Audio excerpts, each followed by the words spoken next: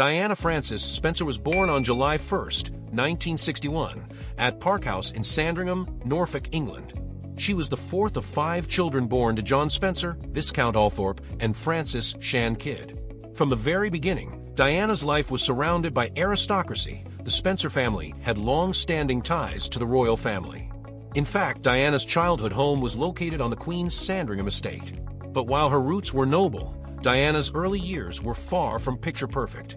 Her parents' marriage was turbulent, filled with arguments and unhappiness. When Diana was just 8 years old, her parents divorced. This deeply affected her. The young girl, often described as shy and sensitive, longed for stability and affection. Despite this, Diana had a cheerful personality and a natural kindness that others couldn't help but notice. She attended boarding schools, first Riddlesworth Hall, and later West Heath Girls' School. She wasn't known for her academics. Her grades were average, but she excelled in music, dancing, and sports. Diana loved ballet and dreamt of becoming a dancer. She also had a caring spirit, showing compassion even in her teenage years.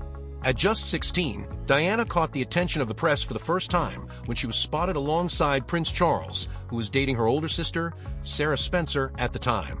Little did anyone know that introduction would change Diana's life and the monarchy forever. Meeting Prince Charles and fairy tale wedding. Diana and Prince Charles officially met in 1977 when she was just 16 and he was nearly 30. At first, nothing romantic sparked. But by 1980, their paths crossed again, and this time Charles began to notice Diana's charm, warmth, and youthful innocence. Their courtship was whirlwind, lasting only months before Charles proposed in February 1981. At just 19 years old, Diana became engaged to the future King of England. She was thrust into the international spotlight practically overnight. The shy young woman, who once worked as a kindergarten assistant, was now set to marry into the most famous royal family in the world. On July 29, 1981, an estimated 750 million people worldwide tuned in to watch the wedding of the century. Diana walked down the aisle of St. Paul's Cathedral in her iconic ivory silk taffeta gown with a 25-foot train to marry Prince Charles. She was radiant, and the world was enchanted. To the public, it seemed like a modern-day fairy tale, a shy, beautiful girl marrying a prince. But behind the glamour, Diana's insecurities about her place in the royal family were already beginning to grow. Becoming the Princess of Wales. As Diana stepped into her new role as the Princess of Wales, she faced challenges few could imagine. She had to quickly adapt to the rigid traditions and expectations of royal life. Her every move was scrutinized by the press, and the paparazzi followed her relentlessly. Within a year, Diana gave birth to her first son, Prince William, on June 21, 1982. 2 years later, on September 15, 1984, she welcomed her second son, Prince Harry. Motherhood brought Diana immense joy, and she was determined to raise her sons with warmth and compassion. Unlike past royals, Diana broke protocol by being a very hands-on mother. She personally took William and Harry to school, hugged them in public, and gave them as normal a childhood as possible. This endeared her even more to the public, who saw her as a loving and relatable figure. But despite her devotion to family, cracks were already appearing in her marriage. Prince Charles was still emotionally entangled with his former lover, Camilla Parker Bowles, and Diana felt neglected and unloved.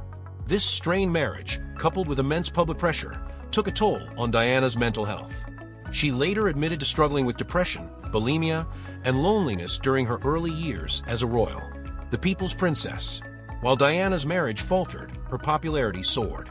She had an incredible gift for connecting with people. Whether visiting hospitals, shaking hands with AIDS patients when fear and stigma ran rampant, or comforting children in war-torn areas, Diana showed empathy and warmth like no royal had before. She used her position not for vanity, but for advocacy. Diana became a champion of numerous humanitarian causes, supporting AIDS awareness, homelessness, and the campaign to ban landmines. Her compassion wasn't staged for cameras, it was deeply genuine. She often broke royal protocol by hugging strangers, kneeling down to speak with children, and touching those society ignored. This earned her the title, the People's Princess. By the late 1980s and early 1990s, however, the fairy tale marriage had completely collapsed. Both Charles and Diana engaged in extramarital affairs, and their marital struggles became public knowledge. In 1992, Prime Minister John Major announced their official separation. The media frenzy surrounding their broken relationship was relentless. Finally, in 1996, Charles and Diana officially divorced, ending what had begun as the most celebrated royal union of the century. Despite losing her title of Her Royal Highness, Diana remained Princess of Wales and retained her global admiration. She dedicated herself fully to her humanitarian work and her role as mother to William and Harry. A life after divorce. Following her divorce, Diana's life entered a new chapter. Free from the constraints of royal duties, she became even more outspoken about the causes she cared about. Her 1997 trip to Angola, where she walked through an active minefield to raise awareness for landmine victims, remains one of the most iconic humanitarian moments of her life. Her openness and willingness to speak out about issues like mental health, eating disorders, and her own struggles resonated with millions. Diana had transformed from a young, shy aristocrat into one of the most influential and compassionate figures of her time. At the same time, her personal life continued to fascinate the press. After her divorce, Diana was linked to several men, including heart surgeon Hasnat Khan, whom she reportedly considered the love of her life. However, their relationship ended in 1997. Later that year, she began dating Dodi Fayed, the son of Egyptian billionaire Mohammed Al Fayed. The tragic night in Paris. On the night of August 30th, 1997, Diana and Dodi Fayed were in Paris, pursued relentlessly by paparazzi. After leaving the Ritz Hotel, they got into a black Mercedes-Benz, driven by Henri Paul. In an attempt to escape the swarm of photographers, the car sped through the streets of Paris at high speed. At approximately 12:23 a.m. on August 31st, 1997, tragedy struck. The car crashed into a pillar inside the Pont de l'Alma tunnel. Dodi Fayed and Henri Paul died instantly. Diana was critically injured. Despite rescue efforts, she was pronounced dead at 4 a.m. at Piti-Salpêtrière Hospital. She was just 36 years old. News of Diana's death shocked the world. Millions mourned as flowers, cards, and tributes flooded outside Kensington Palace. It was one of the darkest moments in modern British history. Diana's funeral, held on September 6, 1997, was watched by over 2.5 billion people worldwide.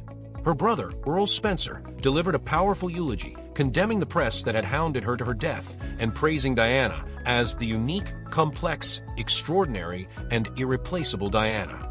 The legacy of Princess Diana. Even decades after her death, Diana's legacy lives on. She changed the way royals connect with people, bringing humanity and emotion into an institution long seen as cold and distant. She helped break stigmas surrounding AIDS, mental health, and humanitarian crises. Most importantly, Diana left behind two sons, William and Harry, who continue to honor her memory through their charitable work. Both princes have spoken openly about the pain of losing their mother, but also about the inspiration she gave them to serve others. If you found this story about Princess Diana's life moving and insightful, don't forget to like, share, and subscribe for more deep dives into history's most fascinating figures.